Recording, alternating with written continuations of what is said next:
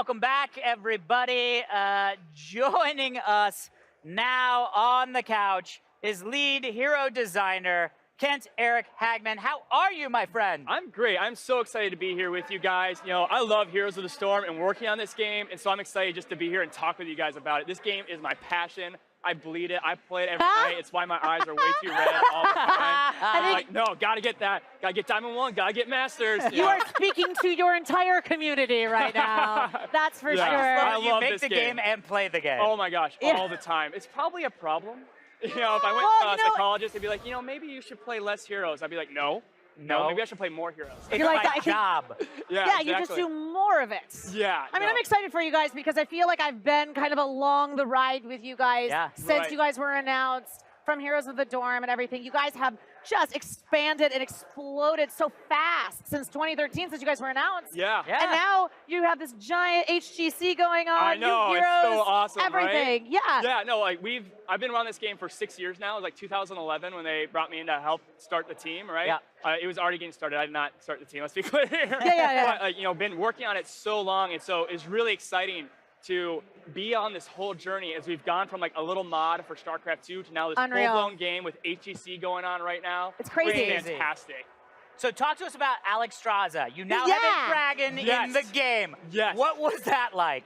Incredibly challenging, right? We wanted a full-on dragon. You know, we learned with Ragnaros, if we're gonna do a big hero, maybe let's keep it to the forts and keeps, guys, because like, oh boy, we don't want change your lanes and everything. Exactly, right? And you know, we don't want it like blocking heroes. If you ever played StarCraft 1, you know, engineering bays and bunkers, we're like, ooh, we don't know that we want that going on with the game. And so with Straza, one of the first things we did is we got a temp model of our dragon in there. And we quickly started playing with the scale, like how big can we make it? Like if it's too small, it's a Drake. Right. That's not Alex Straza. You know, I've seen her fly in the world fighting Deathwing, right?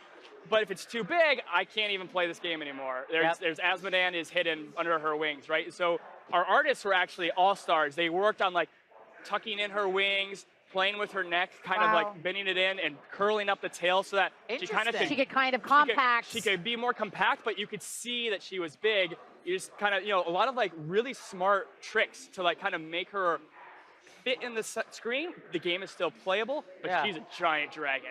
And, I mean, let's not forget about the other dragon. Yeah, Hanzo. Straight from the Shamana clan. He was a blast to bring in here. On the designs team, we've been wanting to do like this kind of ricochet style ability where things could bounce off the walls. And Scatter Arrow was just like this natural fit.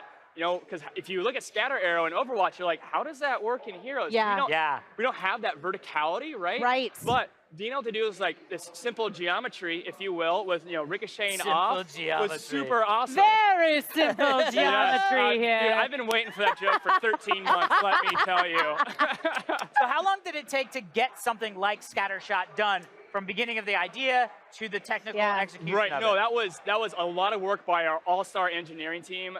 We sent the spec out for it, I think, like last October or November. Wow. And like, hey guys, here's a basic idea of how we think Ricochet could work, specifically with Hanzo's Scatter Arrow. Yep. And they're like, all right, we're gonna get to work and get you guys a basic prototype version in January or February, right? So we've been like kind of fiddling with it, making fine-tuning adjustments because, of course, once you put this in, there's edge cases. Hey, Kent, what should happen if the Scatter Arrow hits a 90-degree corner?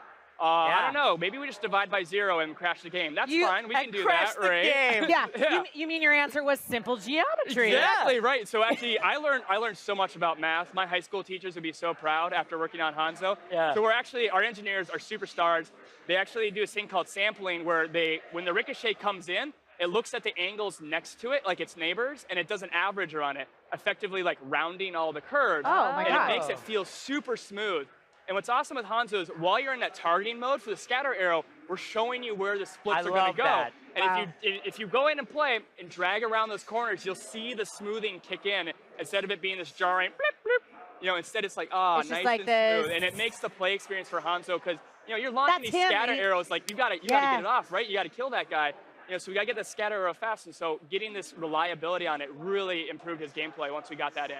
Oh, it's fantastic. And now I haven't had a chance to get my hands on it, and so I'm dying to know, how does his mobility work? Because in Overwatch, he's running up walls, he's moving around. Right, yeah. How does that work in Heroes? Yeah, how do we get that wall climb in there, right? That was totally a big question. We actually wrestled with it for a while. So fun fact, we tried this hilarious ability at first for his trait where he could perch up on a tower or a fort or keep and then like attack from there. Amazing. Sounds really cool, right? Yeah. It's it's actually not fun at all. It was like, oh, I rarely get to use this. It's not fun to play against. So we quickly axed that. We looked at Genji and we're like, okay, he's got cyber agility. What would Hanzo have to complement or counteract Genji? Natural agility. And so that's his trait, natural agility. And so what it does, it lets him hop over sections of terrain to kind of get that parkour style wall climb that you have in Overwatch. We now brought it to Heroes by letting him jump over these same terrains that he's interacting with for Scatter Arrow. It's really cool, actually, when you're playing Genji, you get to do that. So I'm excited to do it with Hanzo as well. But it's much more limited. Like, you know, Genji can do it anywhere. Hanzo has to have that piece of terrain. So as Hanzo, you're really looking at all the battlegrounds so much more differently than every other hero in the game. Kind of like how when Lucio came out, you're like, oh, I'm playing floor is lava. The whole time, right? So with Hanzo, similarly, you're like, all right, I need my walls for Scatter Arrow, and I need my walls because those are my escape paths to jump over. So, like, for you guys, I mean, there's such a long iteration process for you to be able to go through and make sure that these are quality checked, make sure that these are playable, make sure that they're scalable, everything. Right. So how long, like, soup to nuts, does it take for you to create a character like Hanzo? How long did it take for Hanzo specifically? Hanzo specifically, I think we started in early April. In fact, if you guys last year or this year? No, this year. Okay. Of play testing. Now, we got the Scatter Arrow technology in quicker, but April is when we really started hitting the daily play test with our group. And for those of you guys who were just watching the deep dive panel, we kind of went into that. April 19th was our very first play test. I have the data from Tomb of the Spider Queen of when we were starting to hammer it every single day, constantly doing those daily refinements. All the way, I think it was like May 25th or so is when we signed off on the hero design so that the balance team could get in there and fine-tune his numbers. That's so crazy to think that you not only have to design a fun character that plays well, but then you have to have somebody go through and go, well, this doesn't work in the game, so let's calm that down, move this over. That's crazy. Yeah, there's a lot of moving parts. Now, have you talked about his entire kit? Because a buddy of mine stopped me and said, what's the other alt? We all know the twisting dragons. Strike, like, right? we all know that. Waka, whatever, yeah, the right? Waka tacos. What's the other one? And I was like, why would you ever want to use another one? But there has to be one. No, and that was, you know, the million-dollar question. How are you going to compete with Dragon Strike? The coolest thing since Sliced Bread, the thing that closed that intro cinematic, brought a tear to my eye. This game looks so fun. I want to play Overwatch, right? How do you top that? And we ultimately, it was through lots of failures. We tried all kinds of different abilities to try to somehow compete with the epicness and awesomeness. It's really hard to compete with the epic and awesomeness, I swear. And I really appreciate you coming to the couch today to talk to us about Heroes of the Storm. We'd love to talk to you more and more. And for all of you guys that want to know just a little bit more about Heroes, you can go back and watch that Heroes deep dive. But Kent, Eric, thank you so much for joining us. Let's head on over to the Mythic stage for the Hearthstone Live Q&A panel.